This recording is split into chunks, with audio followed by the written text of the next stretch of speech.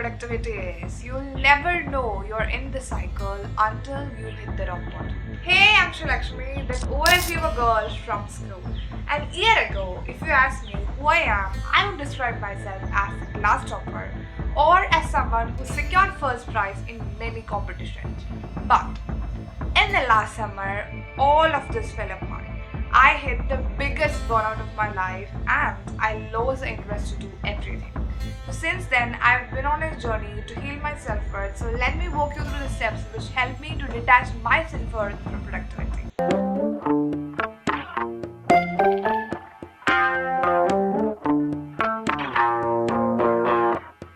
So first, let's discuss some symptoms that you are tying your self-worth to productivity so that you can know whether you are in the cycle or not. Symptom number one, you never feel enough.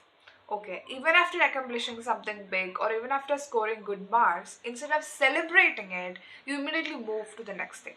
Or even after accomplishing so many things, you will never feel enough. Like you always feel behind or inadequate in comparison to other people. Or it could also look like when the space in a to-do list is not filled, you feel like you're not working hard enough or you are being lazy. Does that sound like you? Symptom number two, you hit constant burnouts. Okay, you always push yourself to do more, to work more, to be more productive, and you always ignore the rest you deserve. Then you go and hit constant burnouts. You hit burnouts constantly. It's a pattern. And the most toxic thing is, even if you are in this burnout stage, you will still feel like you're not doing enough, you're lazy, you're not productive. Why are you always like that? And things like this. But your mind and body are clearly telling you that it can't work more, you need rest, but you ignore rest. Symptom number three, you feel guilt when resting. Your mind always associates rest with a wasted time. So rest time is a wasted time. That's what your mind thinks. And even when you are resting, your mind is actually not resting because it always think about those unfinished tasks. So your mind is not resting at all. And you also think that resting is being lazy. So taking rest is being lazy. That's what your mind thinks. Number four, productivity is your identity. So you always say, I'm the girl who works hard. I'm the girl who do things even when I don't feel like it. So your identity is dependent on this productivity. And when these achievements are not here, like the grades, the prizes, the trophies, the achievements, all of these things are not here, you feel worthless or lost. And symptom number five, you have a fear of slowing down. Okay, this kind of associated with the third point that we have discussed, but when you slow down, your brain will think, oh, I'll fall behind or other people will overtake me. So your brain start to associate rest as risky. So we have all heard the story of rabbit and tortoise, and in that story, the rabbit lost because it took rest. So when I'm taking rest, if I think about the story, I'll stop taking rest and push myself to do the things that even when I don't feel like it, because I never wanted to be that rabbit, which was very, very toxic, by the way. So now that you have a rough idea on how it feels like to be in this cycle or to be in this toxic pattern, now let's move on to the practical tips to tackle this problem. So we're going to cut this problem from its root, okay? So that's where shadow work comes in.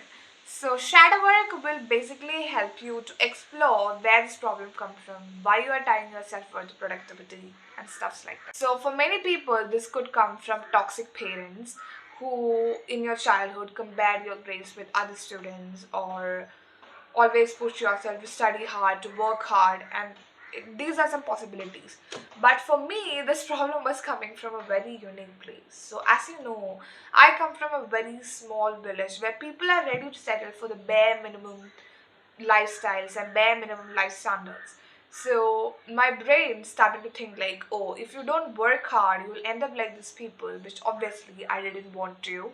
So I always push myself to work hard without sleep, without rest, work, work, work. So once I understood, okay, this is where the problem lies, I started to rewire my brain, which I'll tell you in a minute how to do.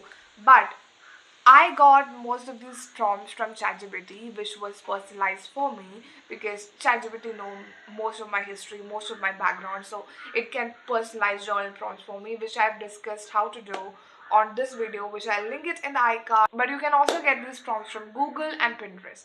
And spoiler alert, I have also added some journaling prompts at the end of this video, so watch till the end.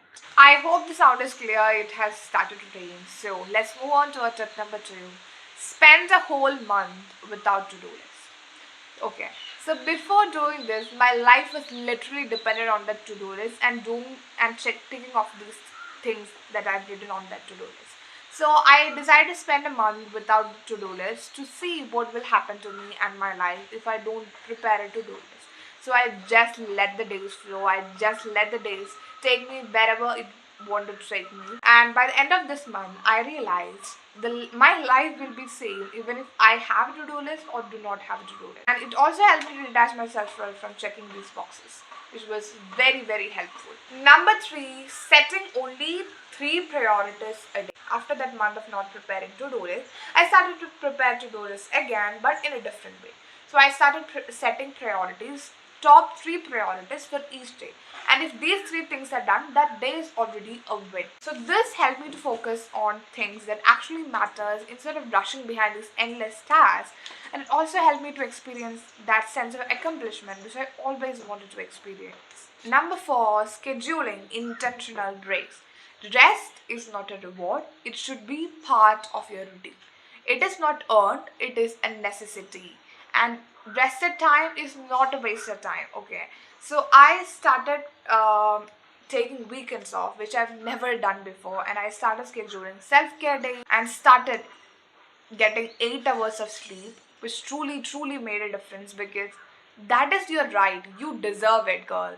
Number 5 is self-discovery.